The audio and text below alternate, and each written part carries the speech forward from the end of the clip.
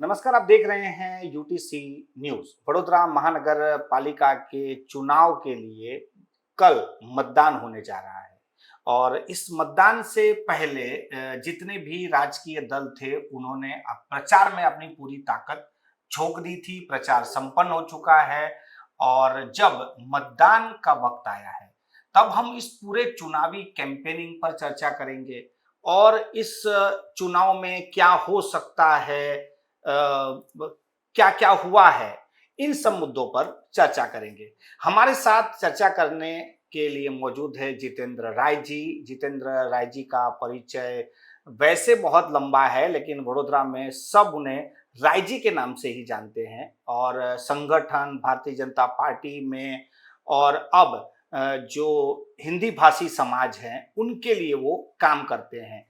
आज हम जिस विषय पर बात करेंगे वो है राजकीय विशेषज्ञ और वडोदरा के राजनीति को, वडोदरा के लोगों को समझने वाला शख्स जितेंद्र राय। जितेंद्र भाई, पूरे चुनावी कैंपेनिंग पूरा हो चुका है, अब मतदान का वक्त है। एक समय था, लोग बोलते हैं, मैं तो उस समय काफी छोटा था, कि आप ही वो थे जो तय करते थे कि टिकट किसे मिलेगा। और आज जब ये पूरा कैंपेनिंग हो गया जिसमें भाजपा, कांग्रेस, आप सब लोग, कैसा रहा ये कैंपेनिंग और क्या कहेंगे? आपके पहले प्रश्न का मैं जवाब दूं तो टिकट किससे मिलेगा मैं तय करता था ऐसा नहीं है। मैं जरूर भारतीय जनता पार्टी में मध्य गुजरात में संगठन मंत्री के दायित्व में था और एक बढ़िया एक संकलन पूरे विधायक, एमपी और जो प्रमुख होता था जिले का, जनरल सेक्रेटरी, मिलकर के सब तय करते थे, एक संकलन के हिसाब से चलता था। भारतीय जनता पार्टी में अभी भी है, ऐसा ही है। कोई एक व्यक्ति चाहे कि मैं उसका टिकट ले लूंगा या तो उसको टिकट दिलवा दूंगा, तो ऐसा नहीं है। उसकी बहुत छनावट होती है, और पहले भी होती थी और अभी भी होता है। 6-6 महीने पहले से उसकी नामों की चर्चाएं होती है और जाकर के प्रदेश के पार्लियामेंट्री बोर्ड से वो फाइनल होता है। दूसरी बात, चुनाव के संदर्भ में मैं कहूंगा कि बड़ौदा में मुख्य रूप से दो पार्टियां चुनाव लड़ रही है। आम आदमी पार्टी है, लेकिन कहने के लिए मुख्य रूप से दो, एक भारतीय जनता पार्टी है, दूसरा कांग्रेस है। पूरे चुनाव में मैंने जो अभी कल तक जो देखा, तो भारतीय जनता पार्टी का प्रचार प्रसार बहुत ही मजबूत था और उसका उसके पीछे का कारण यह है कि भारतीय जनता पार्टी की संगठनात्मक मजबूताई बहुत ज्यादा है, आर्थिक मजबूताई भी खूब है और उनकी चुनाव की व्यूह रचना वगैरह बहुत पहले से तय होता है और उसके हिसाब से चलते हैं। एक दिशा तय होती है, उस दिशा में चलते हैं। उसके सामने अगर हम कांग्रेस का देखने जाएं तो उनकी संगठनात्मक जो पूरा ढांचा है कमजोर है। काफी विस्तार में कुछ देखने को नहीं मिलता था। आर्थिक रूप से बहुत वर्षों से सत्ता से दूर हैं, इसके लिए उनको समस्याएं हैं। आर्थिक व्यवस्था उनका सेट नहीं हो पाया है, ऐसा दिख रहा है। तो कुल मिलाकर के कांग्रेस की एक अपनी कमजोरी भी रही है। कांग्रेस चुनाव आधारित पार्टी बन चुकी है। वो पूरे साल बैठे रहेंगे, जब चुनाव आएगा तो 1 महीने पहले सक्रिय होंगे, चुनाव में किसी भी तरह से इधर उधर से ढूंढ करके उम्मीदवार खड़ा कर देंगे। भारतीय जनता पार्टी के जो उम्मीदवार हैं, जो चुनाव लड़ रहे हैं, वो पार्टी के आधार पर चुनाव लड़ रहे हैं, वो पार्टी आधारित ही चुनाव लड़ रहे हैं, माइनस पार्टी कुछ नहीं है। कांग्रेस उम्मीदवार आधारित चुनाव लड़ रही है। जहां पर कांग्रेस के उम्मीदवार मजबूत हैं, वहां पर कांग्रेस ठीक ठाक चुनाव लड़ रही है। जहां पर उनके उम्मीदवार कमजोर हैं, वहां पर चुनाव जैसा लग ही नहीं रहा है कि चुनाव है या तो कांग्रेस लड़ रही है। ऐसे काफी वार्ड हैं जहां पर लगता ही नहीं है वार्ड नंबर 2, 3, 4 या तो 17, 18 ऐसे काफी वार्ड है, 9 है कि जहां पर लगता ही नहीं कि कांग्रेस कहीं है चुनाव जितेंद्र में। भाई, जैसे हमने शुरुआत की थी, आपने बताया कि टिकट की जो प्रोसीजर होती है वो कौन तय करता है, पूरा एक बॉडी होता है, एक सिस्टम होता है। लेकिन जब भी टिकटें दी जाती हैं उसके बाद एक असंतोष बाहर आता है कि चाहे वो कोई भी दल हो, कि ठीक लोगों को टिकट नहीं दी, योग्य लोगों को टिकट नहीं दी। तो आप इससे सहमत हो कि पूरी प्रक्रिया से ही होता है, या कहीं ऐसा होता है कि कुछ देखना भी देखिए, पड़ता है? है प्रक्रिया तो है ही, एक सिस्टम है टिकट का, परंतु जो लोग बैठते हैं पूरे सिस्टम में, भगवान तो है नहीं, भूल होती है। और दूसरा क्या है कि भारतीय जनता पार्टी में अभी का अगर मैं बात करूं तो नियम बनता है सिर्फ कार्यकर्ताओं के लिए। जैसे कि उदाहरण के तौर पर कि कभी ऐसा हुआ कि पार्टी में 75 साल के ऊपर के लोगों को वो नहीं टिकट नहीं मिलेगी या तो कोई दायित्व में नहीं रहेंगे, लेकिन अभी हो रहा है 60 साल के ऊपर के लोगों को कॉरपोरेशन का टिकट नहीं मिलेगा। लेकिन कहीं ना कहीं देखोगे आप तो आप देखने को मिल जाएगा कि 60 के ऊपर वाले को भी दे दिए। तो अगर एक जगह पर भी नियम टूटता है तो बाकी के कार्यकर्ता नाराज होते हैं। एक उदाहरण आपको और दूं मैं, 2005 में स्थानिक स्वराज का चुनाव था पूरे गुजरात में। आज भी जैसे हैं जिला पंचायत, तालुका पंचायत, महानगर पालिका, नगर पालिका, ये सब चुनाव है। तो उस समय नो रिपीट थियरी एक आ गई थी कि जो भी कॉरपोरेटर हैं किसी को नहीं लड़ाना है। मैं देखा था कि डर लगता था कि बहुत बवाल हो जाएगा। एक कार्यकर्ता कोई विरोध नहीं किया था क्योंकि सबको था कि भाई किसी को नहीं मिला है। इस बार काफी लोगों को, लगभग मुझे लगता है कि 50-55 लोगों को टिकट काट दी गई और कुछ 16 या 17 लोगों को रिपीट किए गए। तो जिनको टिकट नहीं मिला उनके मन में ऐसा हो रहा है कि मैं खराब था, और जो जिनको टिकट दिए हैं वही लोग सबसे अच्छे थे। इसके लिए कार्यकर्ताओं में एक मन दुख होता है, और अभी हुआ है कि भाई इसका मतलब कि जो 69 लोग जीते थे तो उसमें से सिर्फ 16 लोग ही अच्छे, बाकी के लोगों ने काम नहीं किया। मनोज जी, मैंने खुद देखा है कुछ कॉरपोरेटर, अभी उनको टिकट नहीं दी गई है, लेकिन वो कोई सामाजिक काम हो या तो कोविड या तो जो पूर आई थी, बाढ़ आया था, वो अपने घर का पैसा निकाल करके लोगों के लिए सेवा किए, खर्चा किए, लेकिन आज उनको टिकट नहीं मिली है। लेकिन फिर भी भाजपा में काम कर रहे हैं, लेकिन उनका मन दुख तो होगा ही। तो ऐसा ही कभी कभी ये देखने को मिलता है, और ये दोनों पार्टियों में है कि परिश्रम हार जाता है और परिक्रमा जीत जाता है। जितेंद्र भाई, आपने 95 की भी चुनाव देखे, जब पहली बार भारतीय जनता पार्टी का बोर्ड बना, और आज 2026, 30 साल। तो इस चुनाव की जो मशीनरी काम करे, जैसे आपने शुरुआत में कहा कि अब पैसा भी है और कार्यकर्ता भी हैं, बहुत ही मजबूत पार्टी है। इस इतनी मजबूत पार्टी होने के बाद इस बार का जो चुनावी कैंपेनिंग रहा, और 95, फिर 2010, 5, कुछ उतार चढ़ाव देख रहे हैं कुछ इस बार कुछ नया? देखिए, 95 का जो चुनाव था महानगर पालिका में या तो कहीं भी, बहुत पूरे गुजरात में गिने चुने महानगर पालिका में सत्ता में भारतीय जनता पार्टी थी। हर कार्यकर्ता को लगता था कि हमारी सत्ता आनी चाहिए, एक जुनून था कार्यकर्ताओं में। लेकिन जब सत्ता आ जाती है और वो जब 10 साल, 15 साल, 20 साल निकल जाता है तो जो जुनून होता है वो कम हो जाता है। आज भारतीय जनता पार्टी को 30 साल हो गया। ये 30 साल में थोड़ा सबको कॉरपोरेटर होना है, और मैं रह गया ऐसी रहती है। Bharatiya Janata party mass level की पार्टी हो गई है, बहुत बड़ी पार्टी हो गई है, संख्या बहुत हो गई है। पहले कम था, वो 200 लोगों में से 60, 70, 80 निकालना था, आज 1500, 1600 में से निकालना है, तो संभव है इतने नामों में से छांटना। प्रचार वगैरह के भारतीय जनता पार्टी की तो एक सिस्टम है, अपने उस सिस्टम से उनका प्रचार प्रसार चलता रहता है। एक पिछले सालों में बड़ोदरा महानगर पालिका में करोड़ों रुपए की काम हुई है, लेकिन लोगों तक नहीं पहुंच पाया है। शायद इसके लिए कुछ न कुछ कहीं ना कहीं विरोध दिखाई दे रहा है, आपको विरोध देखने को मिलेगा।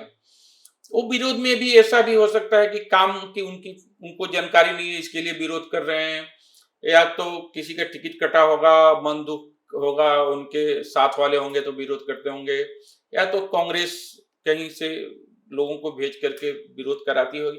ये सब पॉलिटिकल बातें होती हैं और हर चुनाव में दिखता है। ये राजी भाई, एक बात मैं ये भी पूछना चाहता हूँ कि जैसे हमने शुरुआत की कि कांग्रेस 30 साल से सत्ता से बाहर है। एक दल जो 30 साल सत्ता से बाहर है, आत्मविश्वास टूट जाता है, कार्यकर्ता भी नहीं है, फिर भी वो 30 साल के बाद भी लड़ रही है, वो उसको किस तरह आपका देखते हैं? प्रश्न बहुत अच्छा है। देखिए, आज 30 साल से कांग्रेस बाहर है, फिर भी वो है, नहीं तो ये जो प्रादेशिक पार्टियां वगैरह होती है वो नहीं रहती है। उसका कारण है कि आजादी के समय से वो पार्टी रही है, तो कहीं ना कहीं उससे प्रेम करने वाले लोगों की संख्या आज भी है। काफी कुछ काम भी वो लोग किए हैं, सामाजिक आरक्षण वगैरह सब जो आया बात, तो इसके लिए भी कांग्रेस को आज लोग मानते हैं। दो चुनाव बहुत अगर पहले न जाए तो 2015 और 2021 का चुनाव जो हुआ महानगर पालिका में, और अभी का जो 2026 का चुनाव हो रहा है, वो दो चुनाव के तुलना में कांग्रेस अभी ठीक ठाक इस साल अपना व्यवस्था बनाई है, क्योंकि उनके काफी मैं देख रहा हूं कि 6-7 वार्ड में उनके कैंडिडेट, कम से कम एक कैंडिडेट तो अच्छा है, कम से कम एक कैंडिडेट अच्छा है।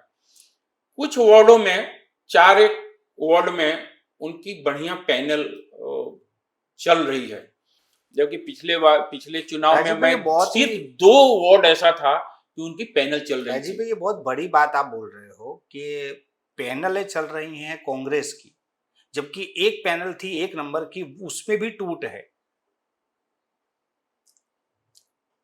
यहाँ पर मैं वही फिर से वो भाजपा वाला भी उदाहरण दूंगा कि वर्षों से है। यहाँ पर वार्ड नंबर 1 में वर्षों से 1-2 जीतते रहे, लेकिन काम जो करना चाहिए वो नहीं हुआ है। इसके कारण भी थोड़ा उम्मीदवारों के प्रति नाराजगी लोगों के मन में है, और भारतीय जनता पार्टी बहुत समय से यहाँ पर नहीं जीती है, तो पूरी जोर लगा दिया है वार्ड नंबर 1 में। जैसे वार्ड नंबर 16 में पूरी जोर लगा दिया है, आज वार्ड नंबर 1 में भारतीय जनता पार्टी काफी बढ़िया पोजीशन पर आ गई है। तो कहीं नहीं कहीं पार्टी के प्रति लोगों के मन में दुख, कभी उम्मीदवार के मन में दुख, कभी काम के, ये सब कुल मिला करके ये चलता रहता है। कांग्रेस इस समय देखा जाए तो एक कार में बैठ सकती है, 7 लोग हैं, 7 सीटर कार है, या बस की तरफ जा रहे हैं या ऑटो की तरफ जा रहे हैं। देखिए, अगर ये आपका बस और ऑटो वाला, काफी लोग समझ भी नहीं पाएंगे कि आप क्या पूछ रहे हो, आप लेकिन समझा दीजिए। पिछले बार 7 लोग जीते थे, तो इसके लिए बोलते हैं कि वो एक गाड़ी में आ सकते हैं, अगर उससे कम होंगे तो ऑटो में, और बढ़ गए तो बस में। लेकिन बस तो 55 सीटर, सॉरी 40 सीटर, 50 सीटर आती नहीं, है। 17 सीटर भी है, हाँ, 22 सीटर भी है। तो सीटर में बोलना, मिनी बस, हाँ, लेकिन 2 गाड़ी जितना तो हो जाएंगे, 2 ऐसा गाड़ी मुझे जितना लगा। हो हाँ, जाए। पिछले बार से उनकी संख्या बढ़ेगी। लेकिन अभी तक जो भारतीय जनता पार्टी का ग्राफ है वो ऊपर जा रहा था। लास्ट जो चुनाव हुए उसमें तो उन्होंने चिराग जवेरी, जो अभी हमारे बीच नहीं रहे, उनको तक को हरा दिया था। और 16 नंबर की पैनल भी तोड़ दी थी। तो इस बार ऐसा तो क्या देखिए, है? 2015 के चुनाव में मुझे लगता है कि 40% के आसपास कांग्रेस को वोट मिला था और 52-53-52% के आसपास बीजेपी को मिला था।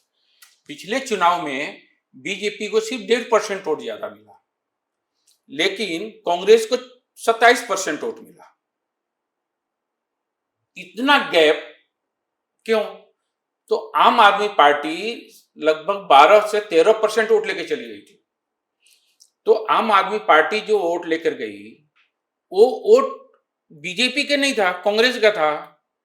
बीजेपी का 1-1.5% बढ़ गया, लेकिन कांग्रेस का 13% कम हो गया। कभी मैं पिछले बार कहीं ना कहीं डिबेट में देख रहा था, कांग्रेस खत्म हो गई, कांग्रेस का 13% वोट कम। अरे 40% था, 26% आगे कम हुआ, लेकिन वोट कहाँ गया? आम आदमी पार्टी लगी। इस बार आम आदमी पार्टी उतनी जोर में नहीं है, और अगर कांग्रेस की 7-8 सीटें भी आती है, तभी उनकी मत प्रतिशत तो बढ़ने वाला है, इस बार बढ़ेगा, ऐसा लग रहा है। राय जी भाई, हम जब बात करते हैं कभी भी, जब हम लोग भाजपा और कांग्रेस की बात करते हैं, इसमें ऐसा लगता है कि क्या तो भाजपा जीतेगा या कांग्रेस जीतेगा। जनता कब जीतेगी? क्योंकि जिस तरह से अब बात आज शुरू हो रही है कि दोनों ही पार्टी, चाहे वो कांग्रेस हो चाहे भाजपा, उन्होंने हमें अवसर ही नहीं दिया। जो कैंडिडेट मैदान में उतारे हैं दोनों लोगों ने, उसमें शिक्षा को लेकर काफी सवाल खड़े हो रहे हैं। तो विकल्प अब जनता के पास क्या? कोई भी पॉलिटिकल पार्टी जब उम्मीदवार तय करने के लिए बैठती है, तो पहले कौन जीत सकता है कार्यकर्ता, उसके बाद वो कितना पढ़ा लिखा है उसकी चर्चा करते हैं। तो सब पार्टियों के ऐसे ही है, जीतने वाला कैंडिडेट चाहिए उस समय, और ऐसे समय शिक्षा सेकेंडरी हो जाता है। करना चाहिए उसके दिशा में भी कि भाई शिक्षित लोग ज्यादा आए, और उसकी आवश्यकता भी है। आपने बोला है कि जनता कब जीतेगी, ये बहुत बड़ी बात है। बहुत कम चुनाव में जनता जीती है। इमरजेंसी के बाद जनता जीती थी, जब कांग्रेस को हटाना था। तो 2014 के चुनाव में, पूरे देश के चुनाव में जनता जीती थी, क्योंकि करप्शन और शासन प्रशासन की कमजोरी, उसमें लोगों को लगा कि इसको हटाओ। भाजपा के लोगों को भी नहीं था ऐसा कि इतनी सीटें आ जाएंगी। तो उस समय जनता ने अपना फैसला बदला था। जो प्रादेशिक पक्ष को ही वोट देते हैं, उत्तर प्रदेश, बिहार या तमिलनाडु हो, आंध्र प्रदेश हो, उधर के राज्यों में, पश्चिम बंगाल, वहां पर भी आधे से ज्यादा लोकसभा की सीटें बीजेपी जीत गई थी। तो उस समय ऐसा नहीं, वहां पर तो कुछ नहीं था, बहुत था नहीं कुछ। आंध्र प्रदेश या यूपी बिहार या तो उधर के राज्यों में बीजेपी का बहुत कुछ जनाधार नहीं था, लेकिन सीटें आई, आधे आधे से ज्यादा सीटें आ गई। तो उसको क्या बोलेंगे? जरूरत पड़ी है तो इस देश की जनता जीती है, और बड़ौदा भी इस देश में ही आता है। तो कभी मूड बन गया तो जनता जीत भी जाएगी। और बहुत वर्षों के बाद, 95 के बाद मैं पहले बार देख रहा हूं लोगों में ऐसी चर्चा चल रही है कि भाई विरोध पक्ष ने मजबूत करूज हुई है। एक चर्चा आपको भी ध्यान में आ गया, लोगों में काफी वार्डों में पैनल टूटी है, दोनों पार्टी की, कांग्रेस की हो कि भाजपा की हो। लोगों ने, उम्मीदवारों ने कम, पार्टी ने कम, इस बार पब्लिक ने पैनल तोड़ी है। पब्लिक बोल रही है कि जो उनके बीच में है उनको वोट दो, किस पार्टी का है वो मत देखो। गर्मी की वजह से मतदान पे कुछ फर्क पड़ सकता है? देखिए, अपने देश की एक प्रकृति है, और खास करके गुजरात में, कि गर्मी बारिश ये सब कुछ नहीं देती है। एक उत्सव की तरह, चुनाव को एक उत्सव की तरह मनाते हैं और आनंद लेते हैं। बाकी दुनिया कुछ नहीं। नवरात्रि में सब लोग जिनके पास खाने की भी तकलीफ रहती है वो भी भूल जाते हैं नवरात्रि में। नवरात्रि जब आता है, जब उत्सव शुरू होता है, जब उत्सव आता है तो मेरे पास क्या है क्या नहीं है ये जनता नहीं देखती है। इस उत्सव में जिस तरह से मंच से नृत्य हुए हैं, जिसे कुछ लोग अश्लील भी बता रहे हैं, कुछ लोग उसको सांस्कृतिक नृत्य बता रहे हैं, गुजरात में चुनाव के मंचों पे इस तरह से नाचना। देखिए, भारतीय जनता पार्टी में मैं भी 12-15 साल तक जवाबदारी में रहा और खुद हिंदी भाषी नहीं, कभी भी इस प्रकार का कार्यक्रम मैंने नहीं करने दिया था। उस समय भी डिमांड आते थे कि आप तो अपने समाज के हो तो ऐसा कुछ कार्यक्रम, मैं ना बोलता था। उसका कारण यह है कि यहाँ की संस्कृति और यूपी बिहार की संस्कृति अलग है। चुनाव के दरमियान उधर चलता है, इधर नहीं चलता है। यहाँ के लोगों में ये स्वीकारता नहीं है। क्यों हुआ, कैसे हुआ मुझे पता नहीं, लेकिन मैं उस कार्यक्रम में कहीं भी सम्मिलित नहीं था।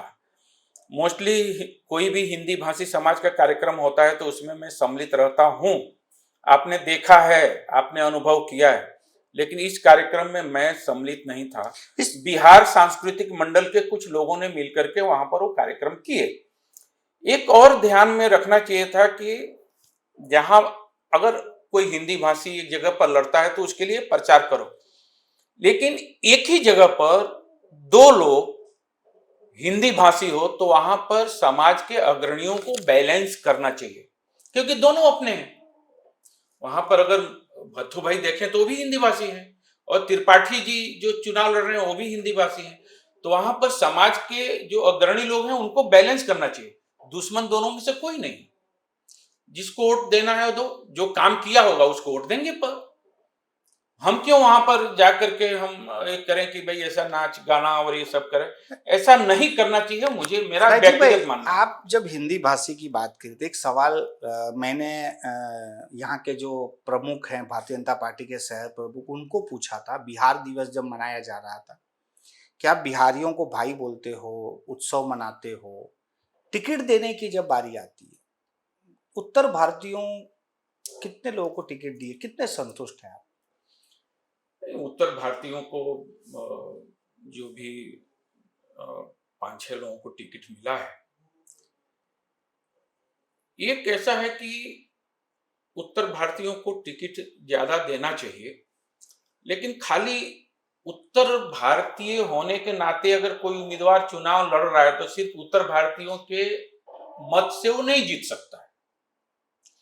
तो काफी बार जातीय समीकरण सेट करना पड़ता है और पिछले बार से इस बार कम है। उसका रीजन है क्योंकि 27% ओबीसी जो आरक्षण आया उसमें सामान्य सीट एकदम कम हो गई।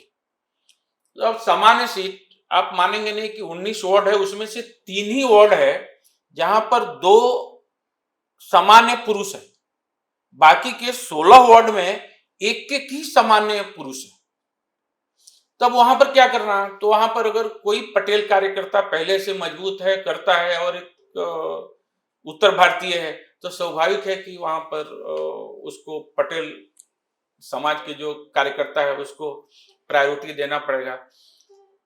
टिकट तय करने के लिए जो बैठते हैं उनके मन में भी 50 समस्याएं रहती है और एक सामान्य सीट कम होने के कारण से एक तो उत्तर भारतीय, मान लीजिए कि दलित समाज के कोई कार्यकर्ता है, उत्तर भारतीय है, यहाँ पर बहुत अच्छी तरह से काम कर रहा है, तो वो दलित सीट ऊपर, अनुसूचित जाति समाज की सीट ऊपर नहीं लड़ सकता है।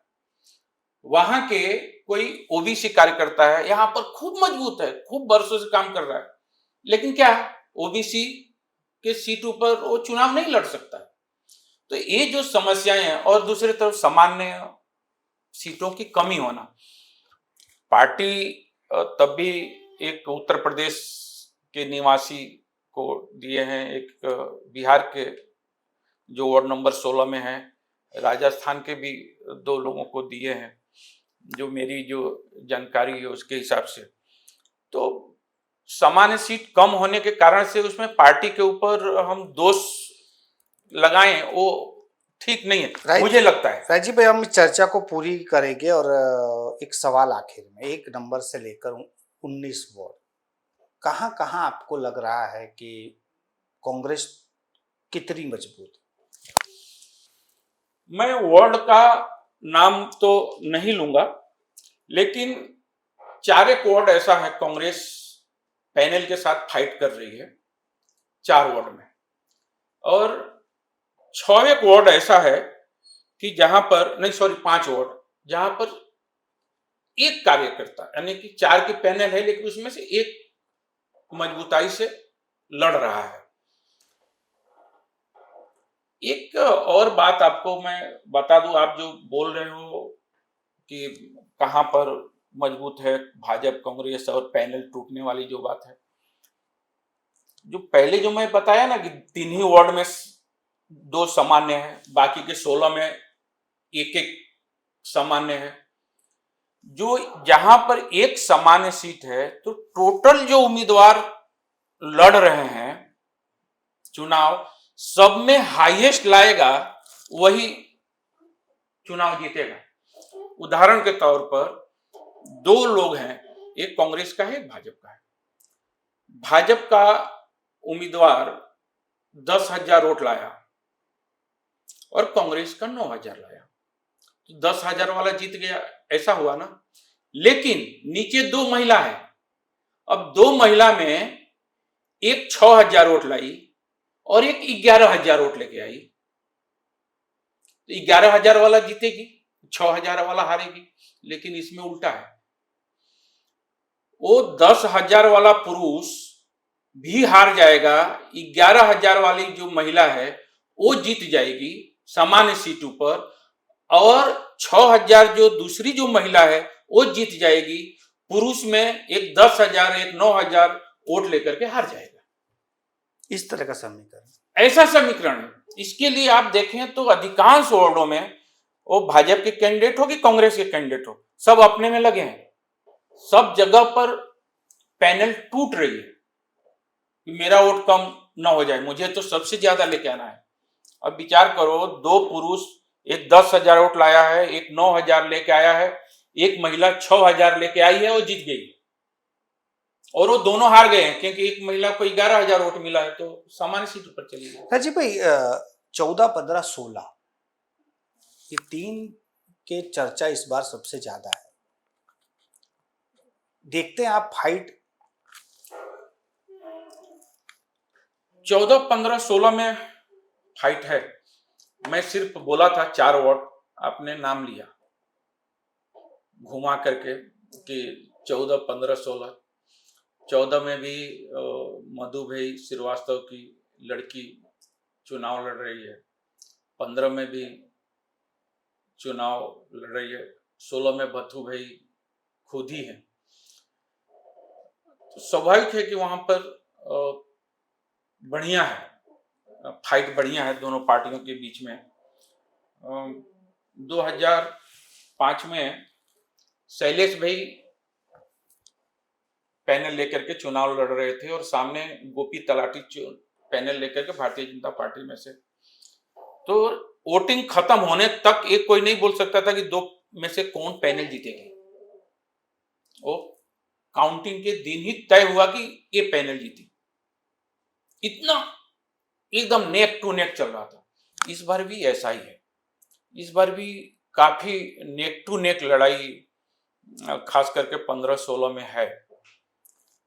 पब्लिक किसके लिए वोटिंग करती है वो भी देखना है। भारतीय जनता पार्टी विकास का काम भी बहुत किया है, तो विकास के काम को देख करके वोटिंग करती है कि पूर्व में तकलीफ हुई है उसको याद रख करके वोटिंग करती है, ये तो कल पता लगेगा। लेकिन मैं आपके माध्यम से यही कहूँगा, गर्मी है, ज़्यादा से ज़्यादा लोग मतदान करें। उत्सव के तरह जैसे नवरात्रि में उत्सव मनाते हैं, ऐसा कल के चुनाव को उत्सव में परिवर्तित करें और खूब मतदान करें, 11 बजे के पहले जा करके अपने घर से निकल करके वोटिंग करते हैं। बहुत बहुत धन्यवाद हमसे चर्चा करने के लिए और ये जानकारी देने के लिए। ये चुनाव का मौसम है और जैसे राय जी ने कहा कि ये एक उत्सव है और इसको हमें उत्सव की तरह ही लेना चाहिए, क्योंकि ये लोकतंत्र का पर्व है। जनता जिसे चाहेगी उसे सत्ता में लाएगी। और कल जब वडोदरा की जनता वडोदरा महानगर पालिका के उम्मीदवारों के लिए मतदान करने जा रही है, तो किस तरह का वातावरण रहेगा उस पर हम ये चर्चा कर रहे थे। ना हम किसी को जिता सकते हैं, ना हम किसी को हरा सकते हैं, हम सिर्फ यहाँ चर्चा कर सकते हैं कि क्या चल रहा है। और आपको ये चर्चा कैसी लगी, आप कुछ कहना चाहते हैं, अपनी राय देना चाहते हैं, तो नीचे कमेंट बॉक्स में कमेंट कर सकते हैं।